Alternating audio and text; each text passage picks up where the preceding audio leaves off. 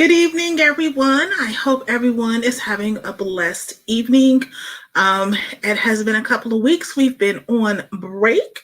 And so I know we have just been going about and doing things. And I hope everyone had a great time away, enjoyed family over the holiday. But we are up and at it and back again. Now, just a little bit of housekeeping for this evening. I am using one computer this evening.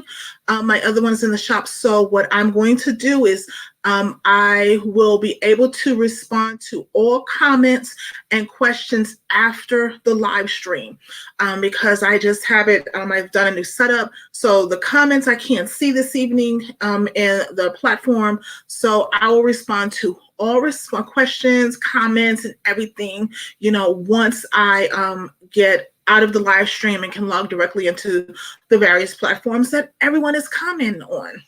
So this week's devotional topic is Mary, the mother of Jesus. Now we came out of this particular year, we did the Lent journey, and we just came out of after Pentecost, the disciples are deployed, and there has been many questions on Mary. Who was she? What was she about? What was the things that she liked? And so, she has become this enigma, and many people talk about it, but many people don't. So this week's topic discussion is going to be about Mary, her life, how she was chosen, and how that call applies to our lives. So get up, get ready. It's going to be so awesome. So tonight's topic is a joyful interruption. And also our scripture is going to be based on Luke, the first chapter, the 28th verse. And I'm going to read it in the King James Version, and I'm going to read it in the New International Version. And the King James Version reads as such. And the angel came unto her and said, Hail, thou art highly favored. The Lord is blessed with thee. Blessed art thou among women. And the New International Version reads, the angel went to her and said, Greetings, you who are highly favored. The Lord is with you. Now, when you think of Mary and you think of the birth, the Immaculate Conception, many people, are always, I get sometimes when I was younger, we kind of got really deep involved into the mechanics of how it all happened. And therefore, we didn't probably understand the benefits and the blessing of it happening. So when we say a joyful interruption, it began, with an unexpected interruption in any ordinary, well-planned life. When the angel appeared to her, Mary was probably about 12 to 14 years old, which was the traditional age for betrothed girls of the time. Now, see, once betrothed, let me explain once betrothed is. It is sort of like you're doing what they consider arranged marriages. So you've been betrothed, you've been promised to this particular person, whether, it's families, you have the Jack and Jill things that we have going on today, vice versa. And so once she was betrothed, a girl was considered legally, but not domestically married. Now, what happened after this is that she lived in her father's house for about a year to prepare being taken to her husband's home to begin a normal married life. So if you think about it, you have Mary, she was this regular Jewish betrothed girl waiting for the rest of her life to begin. Waiting, planning, and hoping, just like most of us do when we think about us becoming married and having children and having this great wedding and things like that. So we are going through all of these things and all of these emotions and things like that. And so then what happens is she was going to marry a carpenter, move into his house, raise a family in the out of the way town of Nazareth and be a good woman. But then came the call. In that ordinary home, to that ordinary life, a messenger appeared and God broke in with his glory. At first, his first call was to joy. He began with the word Cairo, which is not a common greeting It is a word that means rejoice, be glad, be filled with joy. It shares a root with the Greek word for grace. Now, see, when the angel appeared before Mary, it didn't come with a call to submit, a call to repent, or even a call of duty, but rather to rejoice in the interruption of God breaking in. Isn't that amazing? Of joy, rejoice in the interruption of God breaking in. Because I honestly believe that God comes to each of us and his first call is joy. Because when he does it, it's a joyous occasion. He, is saying, hey, I got this plan for you. And it's amazing and it's lovely and it is going to reach nations. And so he is excited about it. He doesn't come to you in doom and gloom talking about this is going to ruin your life, that it's going to be miserable, that is not going to be what you think it's going to be. He comes in joy because he knows once fulfilled, it is going to be a joy amongst everyone that comes in contact with the execution of the purpose. Isn't that awesome? Basically, he comes to us, in the ordinary places of our lives. It is in our kitchens and in our laundry rooms and in the workrooms and in the classrooms, our living rooms, our offices and cars and shopping aisles.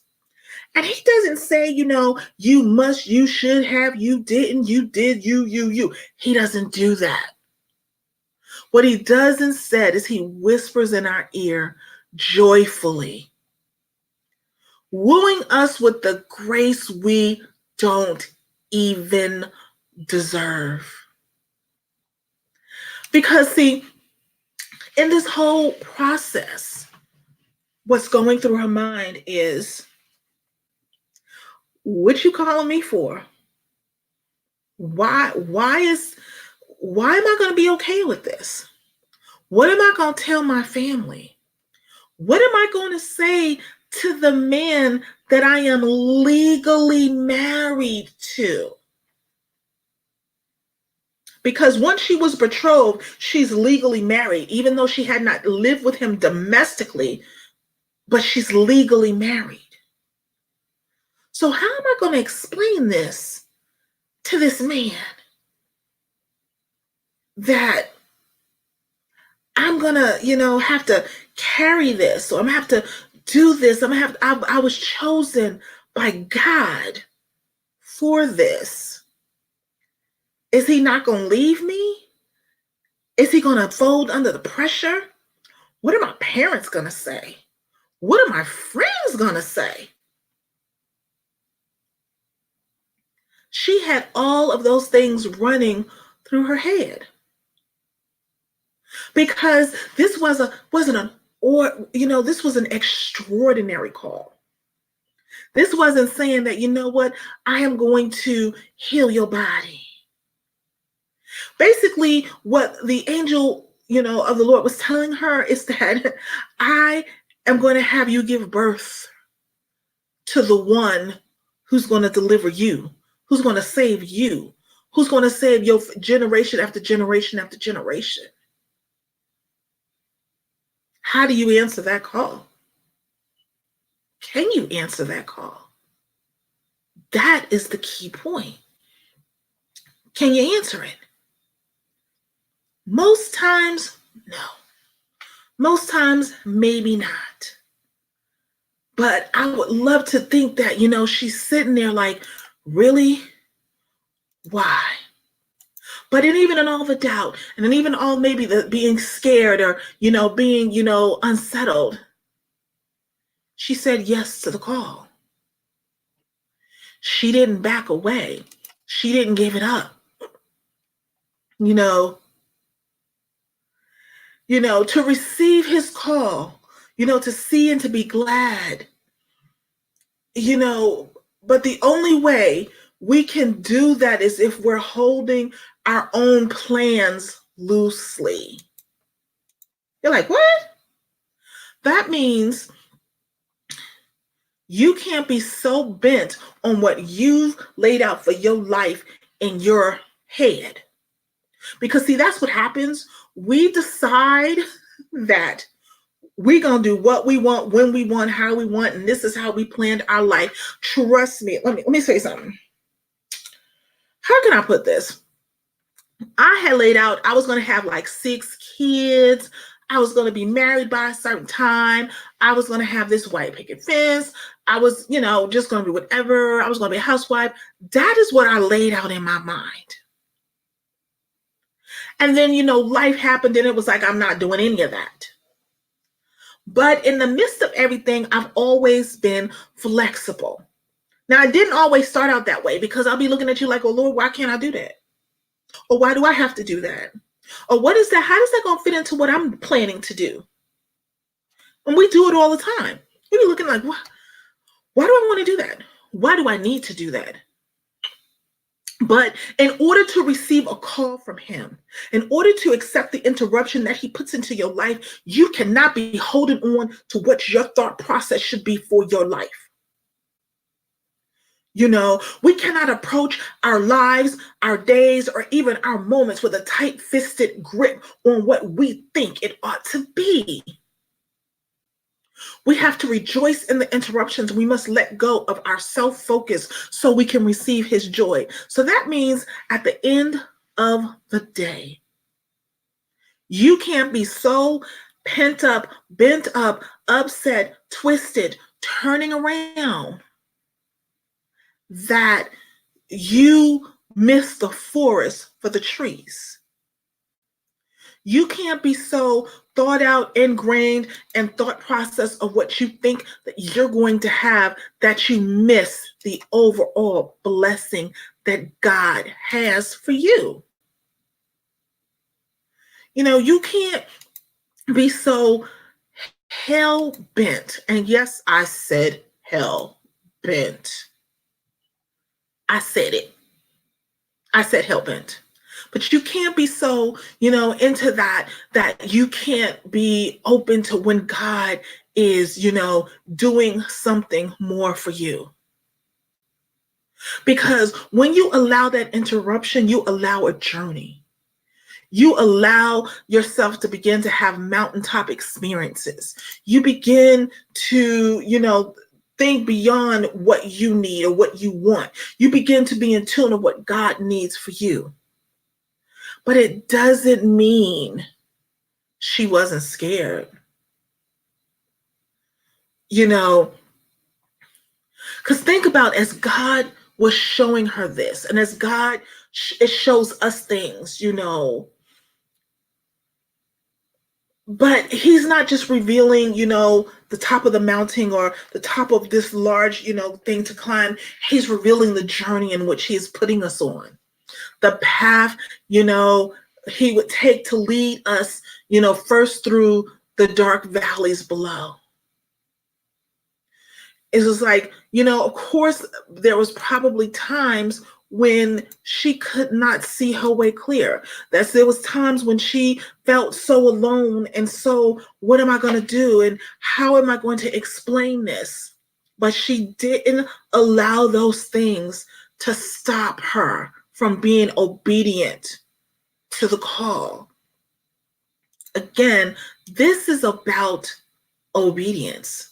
This is about being a willing vessel and a willing participant in what God has for us. Because trust, if you're not, it'll never work out. How are you going to do the things that you need to do if you don't? How are you going to do that? How? Sometimes we are just so into what we got to do. We're just on tunnel vision when it comes to ourselves, that we don't, sit back and relax and take a look at the big picture that God is showing us. Because God is showing us a lot. He has given us a lot. He is opening doors that we can only imagine. And at the end of the day, he loves us to no particular end. So let me just give you some brief facts about Mary. Because she was willing to answer the call, she was considered a humble servant of God. She was a willing servant who trusted God and obeyed his call. While, her life was held to great honor, her calling also required great suffering. Though there was joy in motherhood, there was pain in the privilege of being the mother of the Messiah. And despite these things, she responded to God with great obedience and submission to his plan. Her life never robbed Jesus of his glory, for her mission was to witness the glory of the Son of God. Isn't that amazing? Isn't that all amazing? Now, when you think about Mary, her life was, foreshadowed in the Old Testament. Mary's life and role, in the history of salvation was spoke about like in the Old Testament. And the events of her life are recorded in the New Testament. The prophecy of Isaiah 7:4 speaks of Virgin Mother of Emmanuel. Therefore, the Lord himself will give you a sign. Behold, a virgin shall conceive and bear a son, and his name shall be called Emmanuel. Later in Isaiah, Emmanuel is referred to the future savior of his people. The prophet foretells extraordinary future signs that a virgin without the cooperation of a man would give birth to a child who will be God with us. The child would remedy the great trials of the division facing the people of Israel. We are talking about a woman who, against all odds and all adversities, decided that she was going to be obedient to the call. She was a woman of great character and of great courage. See, she loved God and she wanted to serve him with all her heart. But if you think about it, when she thinks about the call, she's just a poor, girl in an insignificant town from a humble family with little expectations of her life going to be any different from most. Like when the angel Gabriel came to her to tell her she was chosen and favored by God to be the mother of his son, despite her own fear, she exhibited great courage and character. She was saying in Luke 1:38, I am the Lord's servant. May your word to me be fulfilled. And then while he was here on earth, she exhibited great courage and character during his earthly ministry. She pressed Jesus to provide wine when it ran low at a wedding in Cana. And she was there at the most intimate points and times in his life. When you think about Mary, she was an instrument also in Jesus's life. The first recorded miracle of Jesus was performed at a wedding. And basically he was being obedient to his mother. So it was like normally he'd be like, I want to do this. But in obedience to his mother, he did what she asked. So therefore, it shows that she held herself in high esteem, that even the Lord was going to obey.